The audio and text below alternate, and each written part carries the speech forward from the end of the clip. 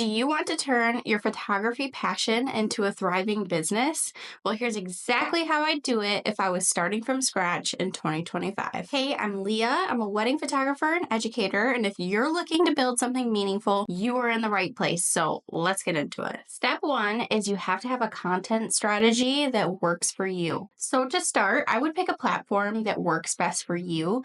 So if you like Instagram, then I would pick that platform. Or if you prefer TikTok or whatever platform that you love the most and that you really just, feel you have the most followers on, or feel you could get the most followers on, or that you just really like posting to, I would pick that platform and be consistent with that platform. And then from there, I would repurpose the content that you made for that platform to other platforms. So you could take the reel that you made for Instagram and post it to TikTok, or you could take the caption that you made for your Instagram and also post that to Facebook. Personally, I have it set up so that if I post to Instagram, it'll just automatically go to Facebook as well. I also do that with reels. So if I make a reel, then I'll also post it to TikTok or vice versa. And one of the keys is picking a content schedule that you can stay consistent with. So if you can only post twice a week, then that is perfect. Post twice a week, but be consistent with that. Don't try to overcommit. So if you start out and you say, hey, I'm going to post 5 times a week, but then you actually can't commit to that just due to life or whatever that you have, that is how you end up not feeling consistent or feeling bad about not posting on your schedule because you're not actually hitting that 5 times a week. You want to choose something that you actually can hit. That's twice a week, then that's great, but be consistent with that. Show your face and your personality. So people want to connect with you and not just your photos, especially in an oversaturated market such as photography. You can use your face and your personality and who you are as your superpower because there's only one of you out there. Now, you don't have to show your entire life, but I would let people in so people feel like they can really get to know you and who you are behind the camera and beyond being a photographer. Step 2 is make sure that your brand looks professional. You want to check what your brand looks like from the outside. So you could check your website and make sure that your website looks cohesive and that it's user friendly and that it's easy for people to book you. And check that your portfolio attracts the type of clients that you want as well and that it's updated. And make sure that your pricing aligns with your skill level and your expertise, as well as your business costs. Make sure that you check your cost of doing business and that you do charge what you're worth. Also, your social media and your website should match, as well as your personality when they meet you in person should match as well. So all of these things should come together, and that's what they'll want to book you on. So they'll see that on your social media that you're professional, but maybe you have kids or you like dogs or you like to play guitar or whatever it is that they could connect with you on. And then they go to your website and they see that you're professional and you charge what you're worth and that they love your work, your updated work that really speaks right to your ideal client. And then they meet you in person and they realize, wow, she's really just as amazing as she is on social media, and then they love you all that much more. Also, make sure to keep your blog updated. Now, this isn't just to have an updated portfolio, but it's also for SEO. So make sure that you're blogging every session or every wedding, and also show your expertise in your area. And step 3 is charge what you're worth. Avoid undercharging because undercharging can actually hurt your business. It can also hurt the photography community as a whole. So you do want to charge what you're worth. You want to be able to pay yourself. You want to be able to make an income on this, especially if this is your passion. You're trying to turn your passion into a thriving business. So avoid undercharging yourself. Make sure you charge what you're worth. Find out what your cost of doing business is and then add that to your experience and your expertise as well.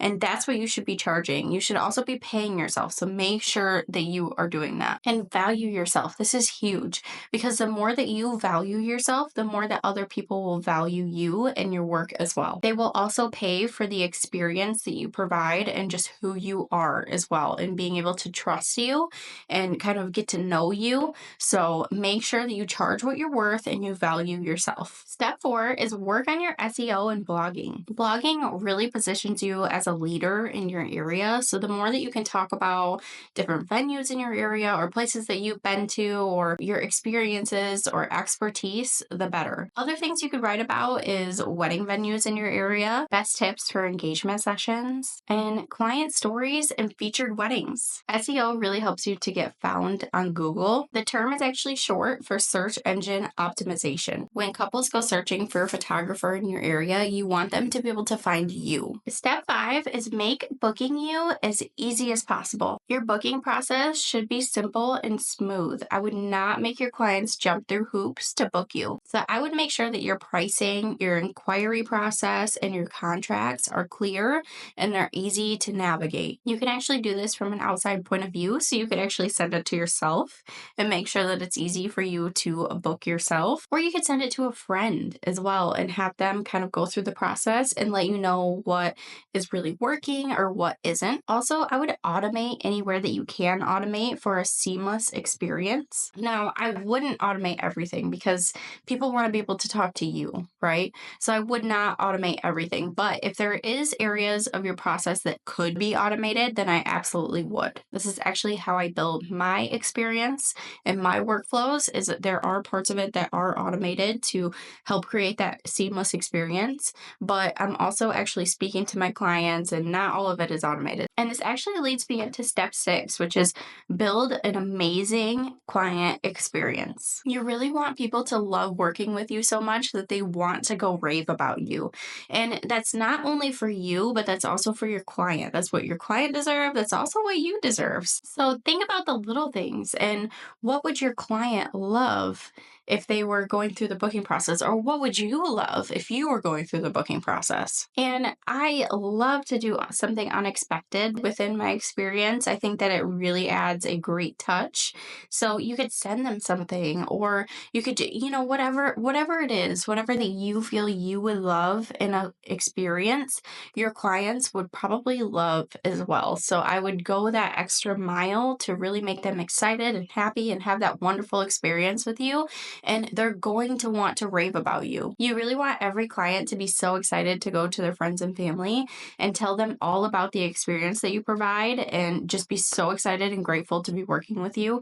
And you should be grateful and excited to be working with them too. And that's another reason to give them that wonderful experience. And step 7 is create an email list and a freebie. Social media really can be unpredictable, but an email list is yours. So I personally would create a freebie to help build your email list. So you can have this on your website, or you can kind of put this into videos or reels or TikToks or captions or whatever works best for you. Now, simple freebies could be a wedding timeline guide, an outfit guide for sessions, or planning tips for couples. You can use your email list to stay connected and to nurture those relationships with your clients. You can also use it to send out your mini sessions or let them know what's exciting and new within your business as well. You can even add personal touches, things about you and your life in there as well, and people will love that. Step 8 is build vendor and photographer relationships. I would network with other wedding vendors, so